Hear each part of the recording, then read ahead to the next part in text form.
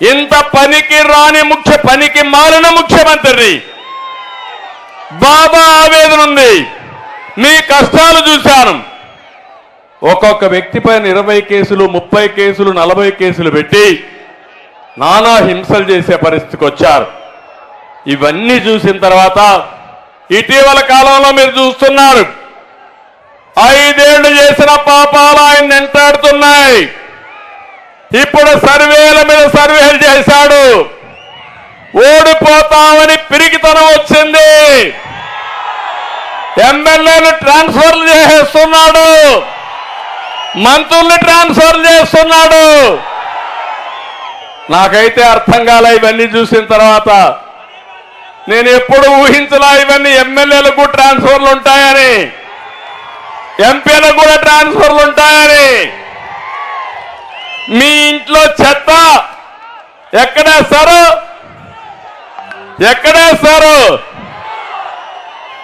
ఎక్కడ చెత్త కుండీలు వేస్తారు, అవునా కాదా? అలాంటి చెత్తను వేరే ఇంట్లో వేస్తాడంట ఈ ముఖ్యమంత్రి. మీరు ఆమోదిస్తారా అని మిమ్మల్ని అడుగుతున్నా. సిద్ధంగా ఉన్నారా అని మిమ్మల్ని అడుగుతున్నా. ఇక్కడ ఎమ్మెల్యేలు ఉన్నారు. ఈ నియోజకవర్గంలో పార్లమెంట్లో 7 మంది ఎమ్మెల్యేలు ఉన్నారు. ఇక్కడ ఒక పెద్ద ఎమ్మెల్యే ఉన్నాడు, బుర్రా మణిసూదన్. ఆయన పేరే మణిసూదన్. అన్నిట్లో వాటా దోపిడీ, అవునా కాదా అని అడుగుతున్నా మిమ్మల్ని. ఇంకా ఎందుకు మార్చలా? మొన్న ఒక ఆయన ఉన్నాడు ఎర్రగొండపాలెంలో, బట్టలిప్పేసి తిరుగుతూ ఉంటాడు. ఆయన మంత్రి. ఇప్పుడు ఆయనకి ట్రాన్స్ఫర్ వచ్చింది. ఎక్కడికి? కొండేపికే వేశారు. ఎర్రగొండపాలెంలో చెత్త,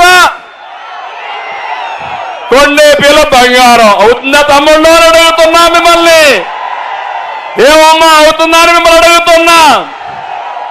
ఇంకొక ఆయన ఉన్నాడు మార్కాపూర్లో, ఆయన నయీం. వాళ్ళ తమ్ముడు అక్కడున్నాడు, ఆయన చోటా నయీం. ఈ పేర్లు నేను చెప్పడం కాదు, ఈ పేర్లు అక్కడ వాళ్ళే పెట్టుకొని చెప్తున్నారు, పిలుచుకుంటున్నారు. ఇంకొక ఆయన ఉన్నాడు మార్కాపూర్లో, ఇది గిద్దలూరులో. ఆయన నేను పోటీ చెయ్యను, నా వల్ల కాదని పారిపోయాడు. ఇంకొక ఆయన ఉన్నాడు దర్శిలో. ఎక్కడ చూసినా అన్నిట్లో వాటాలు. ఇప్పుడు ఆయనకి సీట్ లేదు, పొమ్మన్నాడు. ఇంకొక ఆయన ఉన్నాడు ఒంగోలులో, మొత్తం జిల్లా అంతా నాదే అన్నాడు, రాష్ట్రం అంతా నాదే అన్నాడు. ఎక్కడున్నాడు తమ్ముళ్ళు? ఇప్పుడు అడ్రస్ గల్లంతా అయిపోయింది. కొండేపిలో ఎవరో ఒక నామకుడు పెట్టారు. ఇప్పుడు ఆయన అడ్రస్ ఎక్కడుంది ఎత్తుక్కోవాలి మనం అందరం. ఇది రాజకీయమా అని మిమ్మల్ని అడుగుతున్నా. సమాధానం చెప్పమని మిమ్మల్ని అడుగుతున్నా.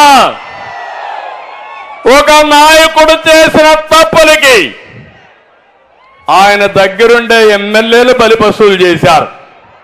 ఒక చిన్న కథ ఉంది.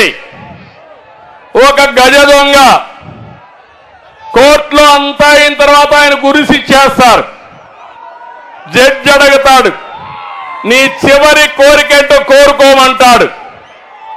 మా తల్లిని పిలిపించమంటాడు. జడ్జి అనుకుంటాడు, పాపం తల్లిని పిలవమన్నాడు కాబట్టి తల్లిని పిలిపి చివరి కోరిక తీరుద్దామని పిలుస్తారు. పిలిచిన తర్వాత తల్లిని చూడంగానే గట్టిగా పట్టుకొని కొరికేస్తాడు. అప్పుడు జడ్జికి ఆశ్చర్యం వేస్తుంది. నువ్వేదో తల్లిని పిలవమంటే నేను పిలిచాను, పిలిస్తే నువ్వు ఈ పని చేసేవేంటని అడిగాడు. సార్ కానీ నేను తప్పు చేసిన మొదటి రోజు చెంప మీద ఒక దెబ్బ కొట్టి ఇది తప్పని చెప్పుంటే నేను గజ దొంగ అయ్యేవాడిని కాదు.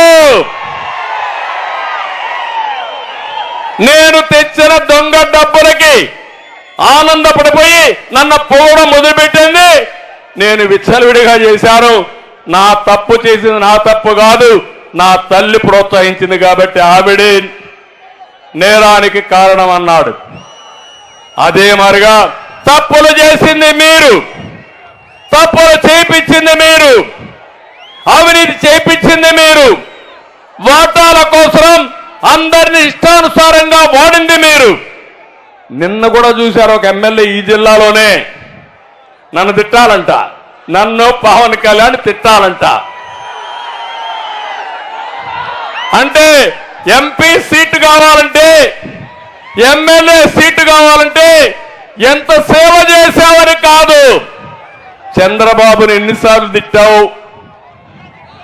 ఎన్నిసార్లు బండబూతులు తిట్టావు, లోకేష్ ఎంత తిట్టావు, పవన్ కళ్యాణ్ ఎంత తిట్టావు, దానిపైన సీట్లు ఇచ్చే పరిస్థితి వస్తే ఇంకా ఈ రాష్ట్రం ఏమవుతుందో మీరే ఆలోచించమని మిమ్మల్ని కోరుతున్నా. కొంతమంది ఎమ్మెల్యేలు అన్నారు, కొంతమంది ఎంపీలు ఉన్నారు, మాకు సంస్కారం ఉంది, నీకు సంస్కారం లేదు, మేము తిట్టాం, అవసరమైతే నువ్వు సీట్ ఎక్కిపోయినా పర్వాలేదని చెప్పారు. వాళ్ళని గట్టిగా అభినందిస్తున్నా, మీరు కూడా అభినందించాల్సిన అవసరం ఉంది.